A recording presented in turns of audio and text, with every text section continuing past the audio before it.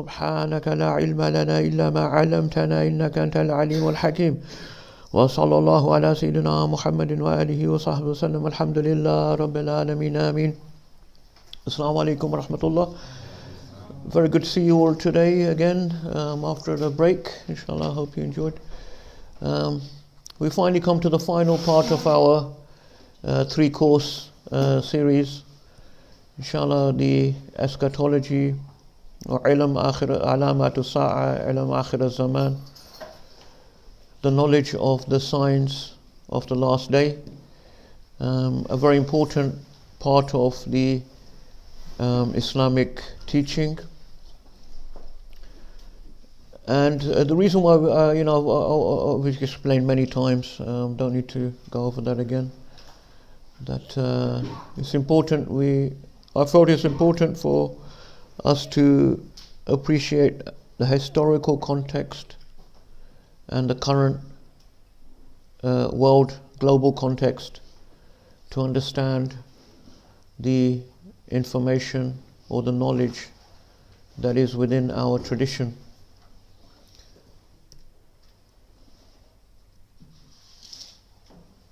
Why study Akhir al-Zaman? Why study the signs of the last day? You will come across many people saying, "Oh, don't get involved in those things, Dajjal and these Yajuj and Majuj and these things. Just focus on your ibadah." Or there's people who will say, "Don't bother with that stuff," etc. Mainly because amongst, I'd say, most people, they can't make sense of that knowledge that is there.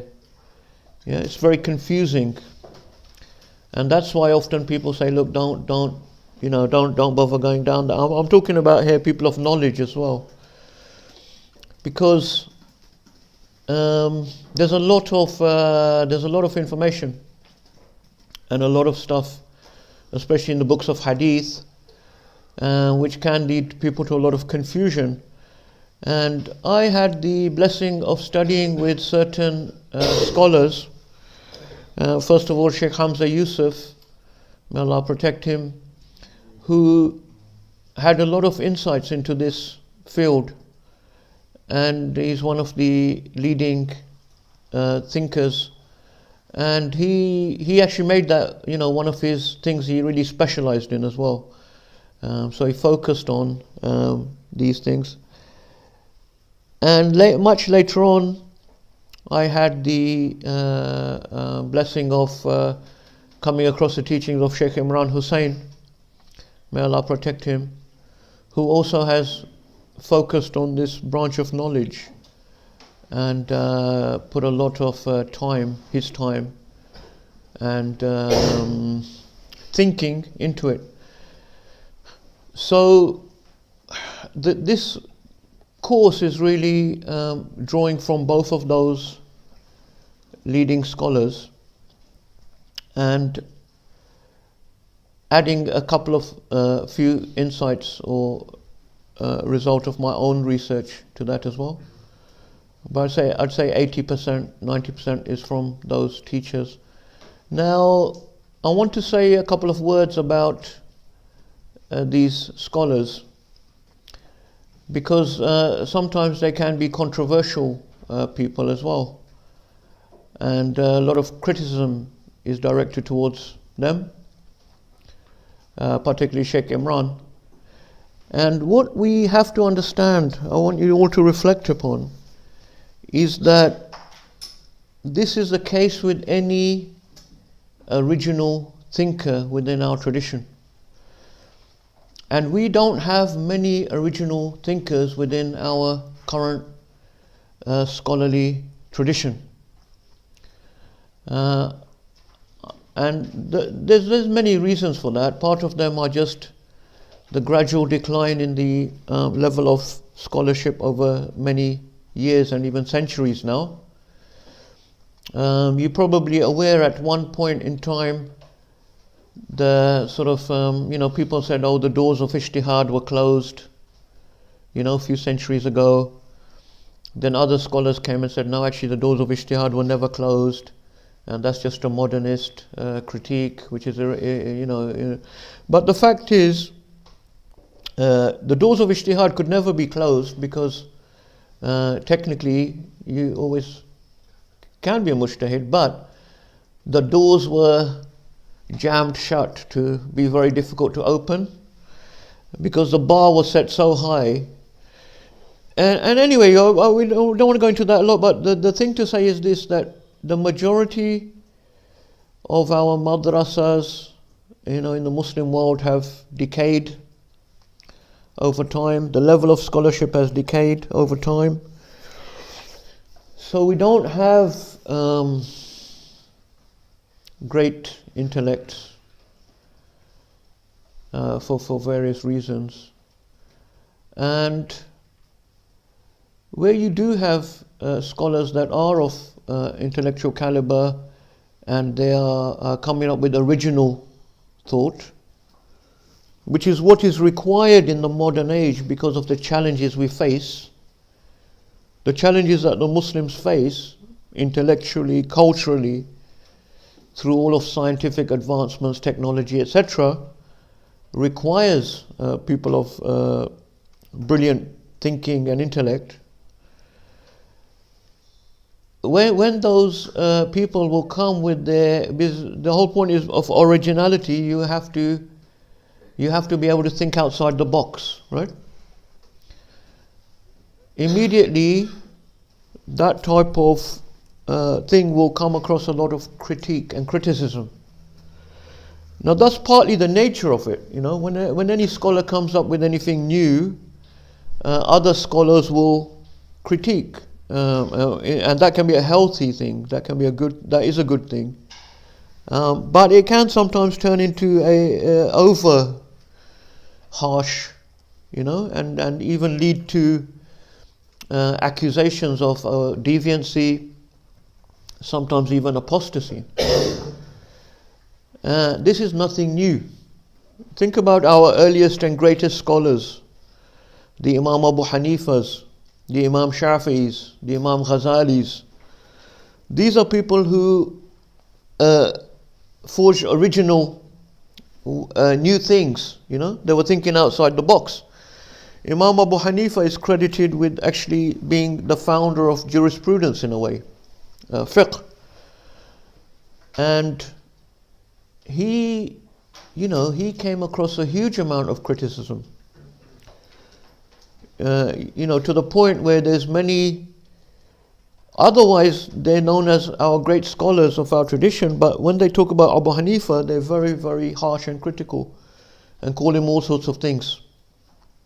Yeah, even insulting at times.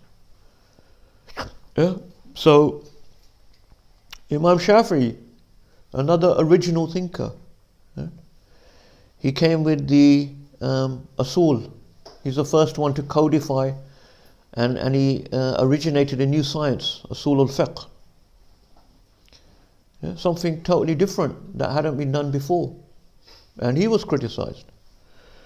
Imam al-Bukhari, one of the greatest imams of this ummah, was driven out of his town by other scholars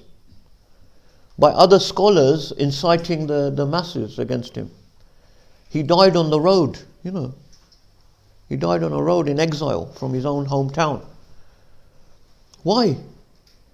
Because he had come up with a radically new thing, a new idea, that we need to have a collection of hadith which are sahih, that are of the highest level of authenticity, so that we can make these available for the normal Muslims and the scholars that are not experts in hadith. But this was considered by other scholars, his own peers, his own other hadith experts, severely criticized him. He was accused at times of deviancy in Aqidah as well. Imam al-Ghazali, the amazing work Ihya Ulumuddin, Imam al-Ghazali is considered by many to be the great mujaddid of this ummah, that was the one who codified Ahl Sunnah wal Jama'ah. During his own lifetime, the Ihya Ulumuddin was burnt in the streets in the Maghrib. That's how they considered it, how deviant it was. They didn't allow people to read. They said, you can't read this book. You know, it's virtually apostasy. They were burning the book. So this is what I want to say about, especially Sheikh Imran. You know, I've read his stuff. I've sat with him. I've taken the time to analyze his arguments. You know, and what I will say to you is he's a proper scholar. And he is coming up with original thinking. You know, something that has been lost in the madrasas. He's coming from a strand of Islamic knowledge within the subcontinent that has almost been lost. Because the Dar al-Ulooms of Deoband and the Brailwi madrasas, they've become the dominant threads that have come from India. But there were many other sort of scholarly threads within that tradition that we have almost lost. Anyhow, so what I would say, the reason why I'm talking about this is because obviously a lot of this course will be building upon, you know, work from him and from Sheikh Hamza, as I mentioned. But particularly with Sheikh Imran, you probably know we invited him to Hounslow, to Hamim, for a couple of lectures. And there was a storm of protest. Storm of protest from our own community and from others around the country.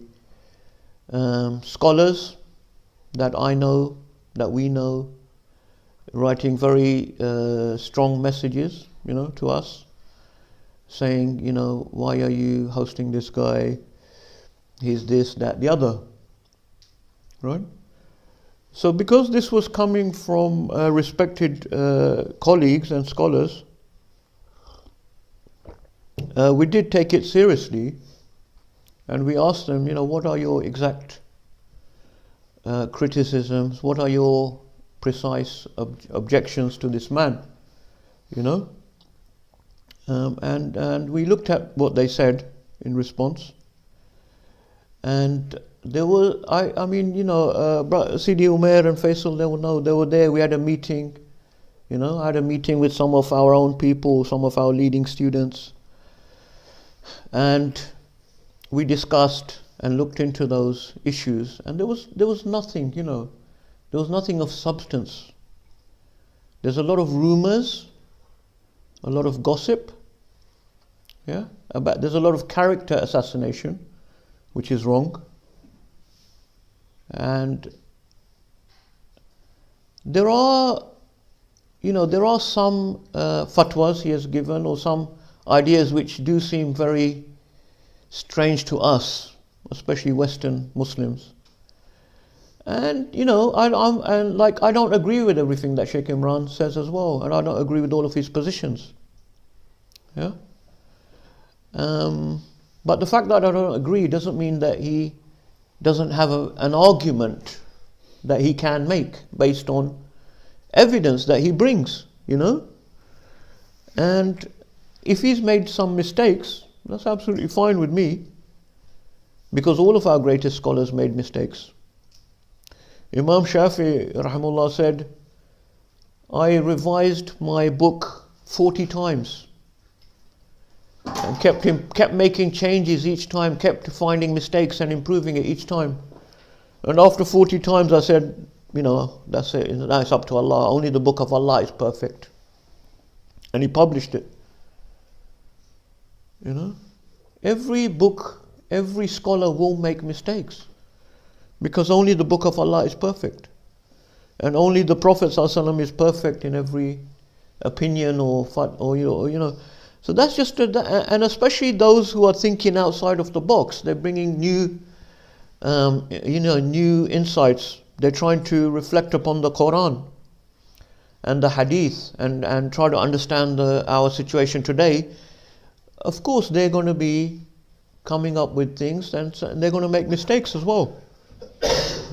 So this is the thing, you know, I just want hopefully brothers, sisters, to understand.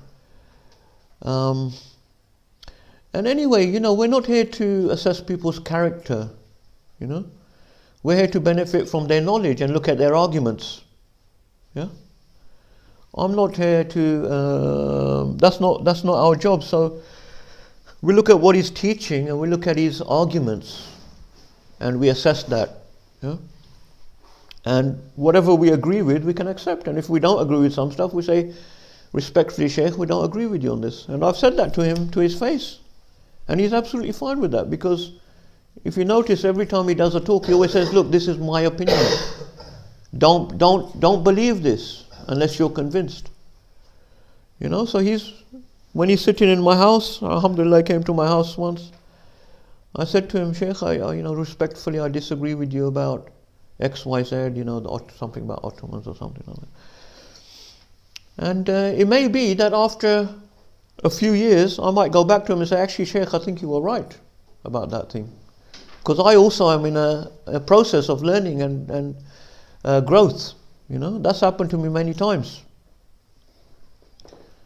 So it's about, we have to keep our minds open, especially in these challenging times we live in. We can't afford to just be blind followers of texts that were written hundreds of years ago. We have to be people that respect those texts and learn from those texts. But then we have to move on. We have to move on. Sheikh Dr. Omar Abdullah said in one of his papers, the title of the paper was, Stop Where They Stopped, Then Proceed. Stop where they stopped, then proceed though. We have to proceed. We learn our tradition, we study those great Imams, the works of the great Imams, and get those great insights, but they didn't have the challenges that we face today. They didn't see what we're seeing today. So they didn't have it, you're not going to find that response there. You're going to find the tools. We're going to find the tools, but we need people capable of getting those tools and using those tools. And I don't like saying this, but just because, of what's happening and these sort of criticisms of certain people, the fact and truth of it is, 90% of people coming out of our madrasas don't know how to use the tools. They've been exposed to the tools. They may have tried to grasp the tools, but they haven't been able to grasp them fully and to be able to use them because they're not easy. Yeah? So that's a point of introduction to some matters. If anyone has questions, feel free to shout out, inshallah. Yeah? So, yeah. So that's all. I want to say about that. Don't dismiss people. Don't listen to character assassinations. Yeah. Just look at people's arguments. Sheikh Hamza said to us once when we were studying with him, take what's good from someone and leave what's not. That's all we have to do. We're not here to analyze their personal lives or their character. We should have enough knowledge to assess their arguments for the sake of what they're saying. Anyway, so one of the points we want to make here is, as people have said, don't bother studying, don't bother talking about Dajjal and these things. I agree it shouldn't be the only thing we talk about, which is why this course is just one part of a wider thing, but it is also important. So the point I make here, if it wasn't important, why would the Prophet ﷺ have given us all these signs? Why would the books of hadith have whole chapters full of these signs about the signs of the Day of Judgment? Why would the Quran contain direct reference to signs that will come about if it was not important for us to know? Why would the Prophet ﷺ have devoted time to that? Yeah. And ultimately, for us to respond to our current situation as Muslims, as an ummah, we can't respond to our situation if we don't understand the situation we're in now. And this is what these signs help us to do. So in one hadith related by Muslim and Abu Dawood, the Prophet